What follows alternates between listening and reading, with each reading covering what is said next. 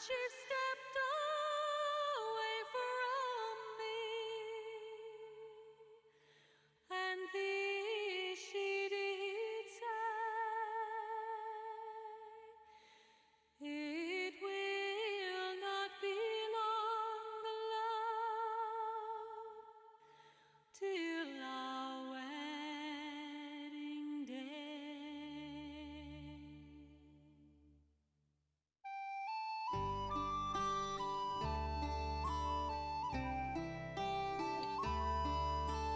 On the west coast of Ireland, in the county of Galway, lies the peaceful and picturesque village of Leenane.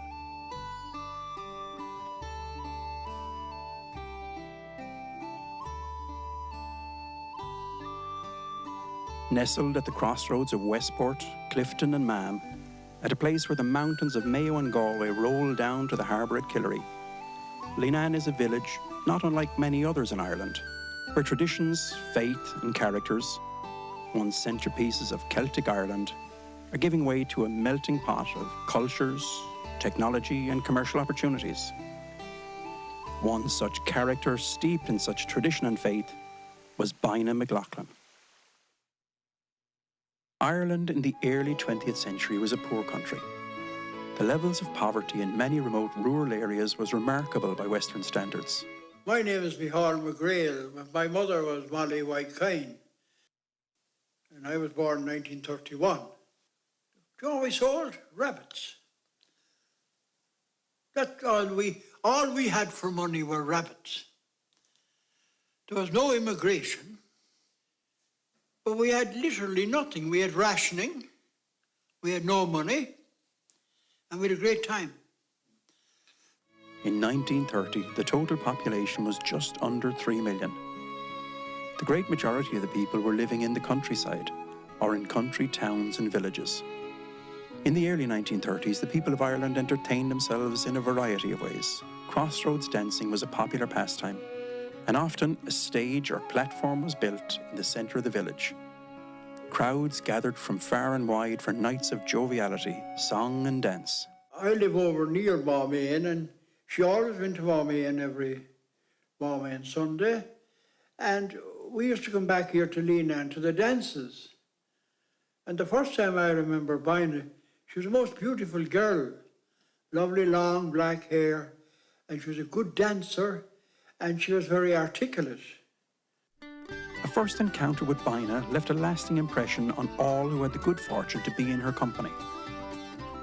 On first meeting Bina, you would immediately be taken with the bold, bright colours that she wore, dressed in flowing, colourful shawls with dark black ringlets and a booming voice.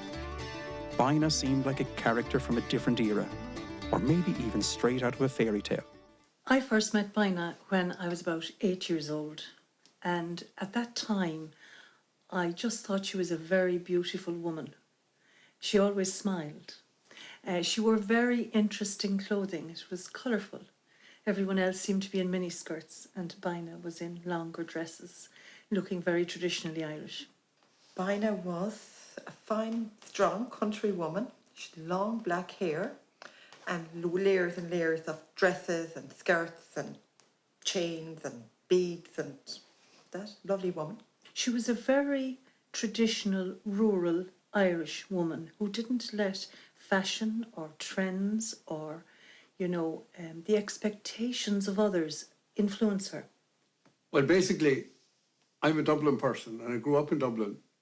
I went to university in Dublin. And when I was 23 years of age, there was a job advertised in a local cooperative that they were setting up in the area. And basically, I came down to this area on the 31st of December 1973. Now, at the time, the main focus of the co-op was on farming and on sheep farming, because this is a big sheep farming area. And one of the tasks I was given by Michael O'Toole, who lived in Leenane at the time, was to organise the annual sheep show here in Leenane. And at the sheep show, I was taking all the entries in the car, out of the window of the car. And this lady came and she gave me £5, which was quite a bit of money back in 1974. She gave me £5 for the show in memory of her father. And I mentioned this to Michael O'Toole, and he said, that's Bina McLoughlin. And that was the first time I met Bina. But I remember one particular time, and it's a long time ago. I was expecting one of my children, and I had quite a nice black dress with pink flowers on the bottom of it. And it was quite an attractive dress. And she came to me one day and she said, Martina, she said, when you're finished with that, will you please give it to me? So I did. I remembered, and I gave her the dress when I was finished with it. And it's quite a long time ago, and it was Easter time, and we were going for confessions in the church. We were all queuing up for confessions, and the next thing, Bina walks in with my black dress on her, with the pink flowers on the bottom. She had a pair of black runners with pink on them as well, and she also had a hat with a pink ribbon around it. And we were all standing in the queue, and Bina stood right in front of me, and she'd done a big twirl. And she said, you know something? She said, this is a very lucky dress. She said, you know, a man pulled up there, and she said, and he took my photograph, and he reckoned I was the finest woman he ever seen. So the dress was lucky for Bina. The Ireland that Bina was born into was rooted in deep religious beliefs and practices. The Catholic Church had formidable influence and power on the lives of the people of Ireland, most especially on those living in the western rural countryside. Bina McLoughlin was a religious woman, a practicing and fully participating Catholic. When Bina was hale and hearty, Mass was always of an evening time here in the village. And Bina would make an effort to come to Mass, and regardless of what the evening was like, hail, rain or shine, Bina would make it to Mass. She was extremely religious. Bina had a real friend in a person that she grew up with in the locality, Father Micheál McGrail. She always read in the church. She read the epistles. So when I was in charge here, I used to give her the epistles in advance. She learned off by heart, nearly. And then she'd come in on a Sunday morning and put on all her beautiful, she had all this beautiful ornamentation. She dressed up like that, you know, and she'd go up there and she'd read it out. And I can often look down in the church and see American tourists there. Say, who is this? Is this the prophet herself? She read it as if she wrote it. And of course, that's the way to read. The full meaning of her reading got across to the people. She had another habit of, at communion time, she would race up the church. She would race up the church to be up there first. She always wanted to get up first. It didn't matter who was ahead of her. She'd tear up the church on a Sunday morning to receive first. She had that habit. Bina's love of her animals was spoken of far and wide.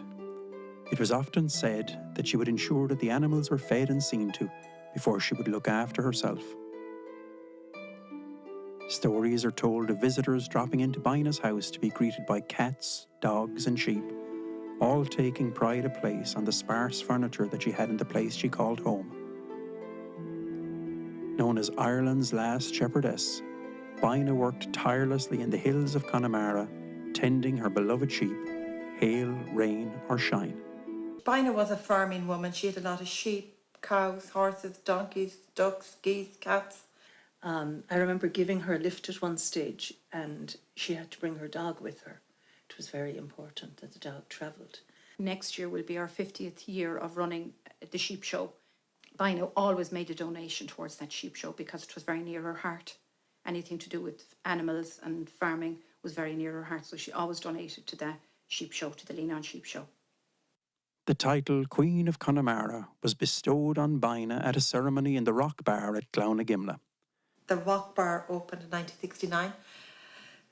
She was queened by Basil Moore, which is better known as Dan the Street Singer. He was in charge of the hooly-booly for the opening of the new Rock Bar. But all the ache that's in them for the spot where I was born. And that night they declared Bina Queen of Connemara. And she was thereafter known as the Queen. And she'd be called in sometimes to open a little festival. Bina used to be down on a Saturday night when we had music, and Bina would sing. she'd sing a song. The morning sun shed golden rays on the range to Tullabon, whilst two larks sleep between the hills and moorland over all. Oh, I haven't seen so grand in any land than Ashland waterfall.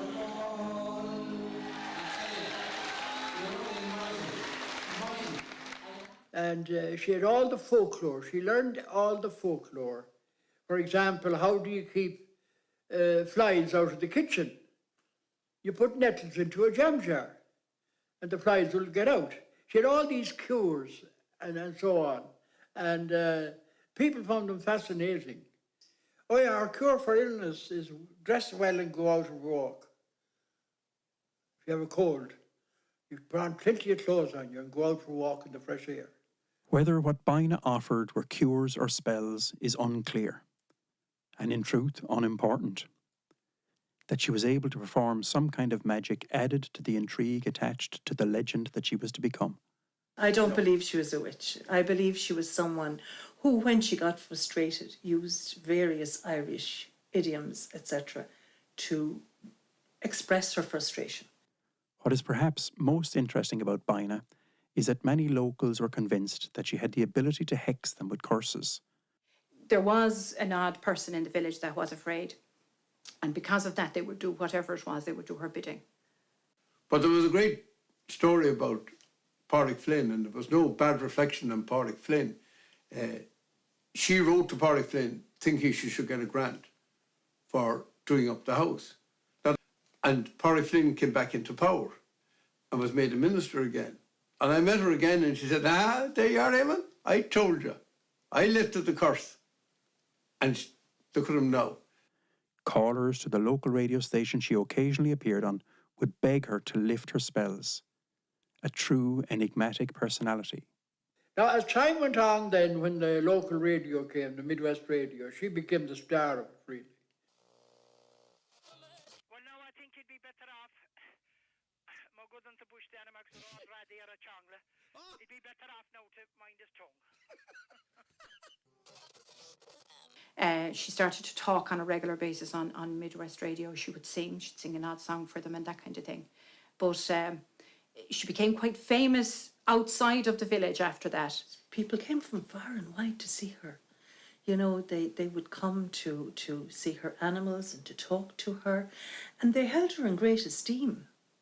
I mean, at the time when The Field was being filmed, like, Bina was central to all that was going on, and she was involved. And of course, she appears in The Field driving cattle through the village.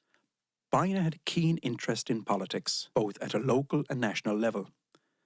She was a strong supporter of the Republican Fianna Fáil party and was most especially fond of Eamon O'Keefe, a man she called Dev Og. Dev Og was the grandson of one of the founding fathers of the Irish state, Eamon de Valera. De Valera served as both the Taoiseach, or Prime Minister, and the President of Ireland. Having served as President for 14 years, De Valera retired from office in 1973 at the grand old age of 90, passing the political mantle to the next generation to come. She was a dyed-in-the-wool, no pun intended, Fianna Fáil person. She was part of the monumentous win for Dev Og in the 1992 Irish general election. Around the mid-80s, I started getting involved in a small way in politics. I ran in a local election on Salt Hill until the count was over. So there was that dedication. But I think she knew that we really valued her. We valued the work she did, but we also valued the fun, the colour that she brought to it. And of course, she loved election celebrations, and she'd always have a bonfire. And I remember one election, but we all gathered in Galway in a hostelry near the count centre in the west side. And at the appropriate moment, about a half an hour before they declared the actual count, we marched en masse down to the count centre. And Kevin Tady, as we call him, from MAM, led the way, and he had a big accordion. And we went into the count centre, and there must have been 300 people. And this, in my view, is one of the most iconic election pictures ever, to see people dancing, not after the announcement of the count, but before the announcement of the count, in absolute joy at the election. Right in the centre is Bina McLoughlin and Kieran Burke, two fantastic characters, doing a jig around the floor. Years of hard work on the land had taken its toll on her. Much in all, as she tried to put on a brave face, those closest to Bina could tell that the end was near. Working the land was no easy task. The physical exertion that Bina would have endured for many years in all weathers was finally to catch up with her on February 16th, 2001. I saw her health going down. I saw her, she shouldn't have been going up that mountain. When people heard she had been ill, you know, people were concerned and people, you know, were worried for her. Now she rallied for a period of time and she got on with life. She was sitting up in the, you know, out on the chair in the hospital when I went to see her, quite near, I didn't realise, but it was quite near her end. And she was having boiled milk with pepper in it, which she claimed was excellent for the stomach and for gas. And she was having her drink there, but she was quite philosophical and quite quiet. And I left her that day not realising that I would never see her alive again. I'd say that in the end, she kept going to the hills when she shouldn't have, and she enlarged her heart. She knew that the heart was packing up and that she was getting weaker, and that she had quietly been getting people to help her on the farm work and so on, because the hospital in Merlin Park this time. And I went in to see her, and there was a famous incident, and it's recorded, I think, in some of the newspapers at the time she died, that when I went in to see her, she asked me for the fáinne, like the one I'm wearing. And I gave her the fáinne more than willingly. And she wore the fáinne until she died. And she, you know, she appeared in good form. And I was very, very worried because I knew the condition of the house and I was afraid they might send her home, discharge her, not realising that there was no way could she go home to the house in Quillickbeg in Leenane. So I went to the nurse and I said, look, there's a problem here. I said, if you saw the house this lady lives in, whatever happens, she cannot be discharged there. So she said, will you hang on a few minutes? And I waited round, and the next thing, a doctor appeared. And he said to me, look, I can talk to you because you've been listed by her as next of kin. And therefore he said, I can open up and tell you what the situation is. So fair enough, he showed me the chart and he said, she's very, very short time left to live. And he showed me the rhythm of the heart. I got this phone call one morning from the minister, Eamon O'Keefe, to tell me that Bina was dead. Oh, I got such a shock. She died far too young. Bina McLoughlin died in Merlin Park Hospital, Galway on Friday, February the 16th, 2001. 3 days later, she was laid to rest in the cemetery across from the parish church in Leenane, County Galway.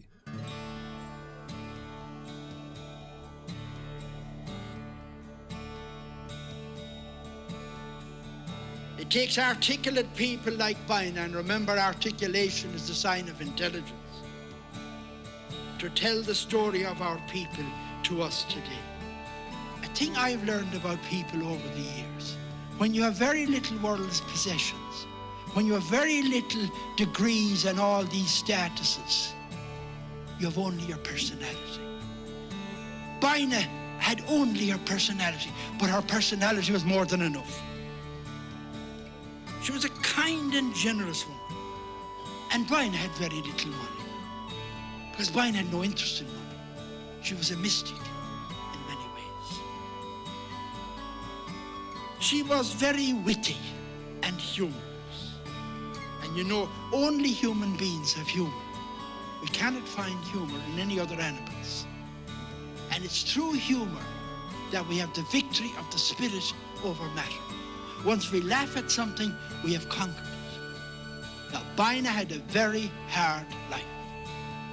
She had very little of the world's goods, and she wasn't interested in building luxuries for herself. She had more respect for the animals, very often, for their comfort than for her own. Her love of animals was Franciscan. I'm sure she did talk to me.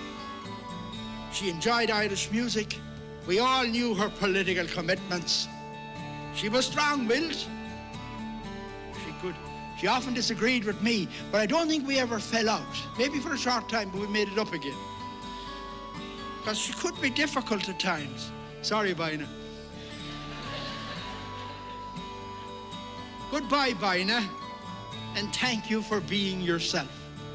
You have taught us all a lesson of what is important in life. Yeshte goreva hanam usa. Nanamanaher sa vixen fridley.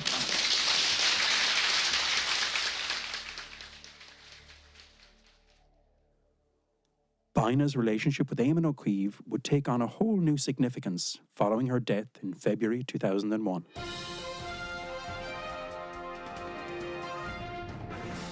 She had looked after everything right to the very end. Now, she hadn't told me that she'd named me as next of kin, but she had done that out of her own bat.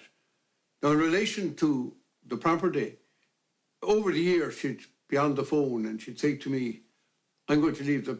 Well, what she'd actually say to me was, which of the lads is my favourite? And the one that was her favourite was my son Brian, my second son. And I'd say, Brian, I'm going to leave the place to him because you won't take it, and so on. And we'd have these discussions, and I kept saying to her, look, I don't want a farm, I don't want houses, I don't want anything, Bina. But she was very, very insistent, each to Father Mooney and Father Durkin, for masses for the repose of her soul. Again, she was very friendly with all of the priests that were here.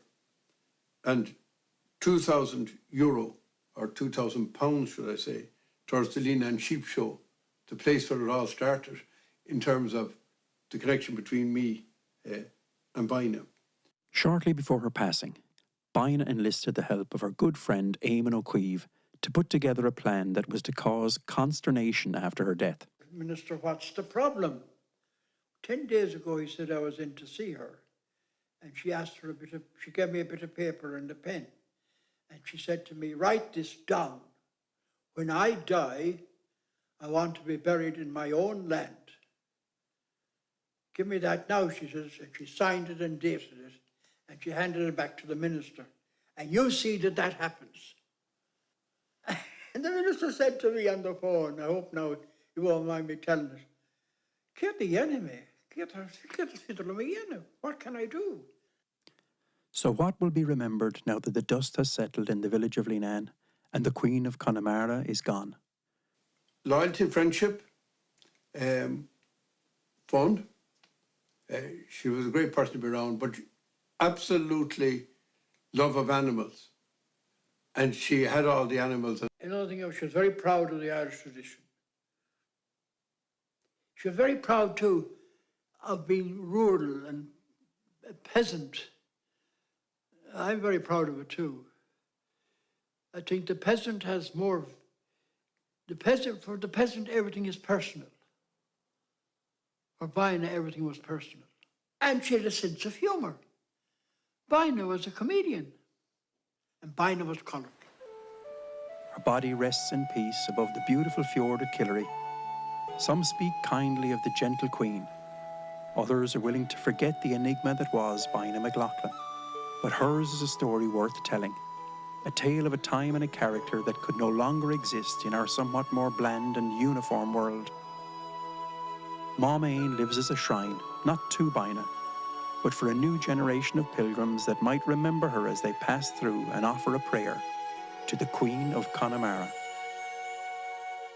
The scenic town of Leenane, one only Queen will hail. For its off she shone throughout the crowd at pilgrimage and fair. Her glamorous attire unique, and her necklace is galore. Charmed many's a man as with sparkling eye as she strolled down Leenane shore.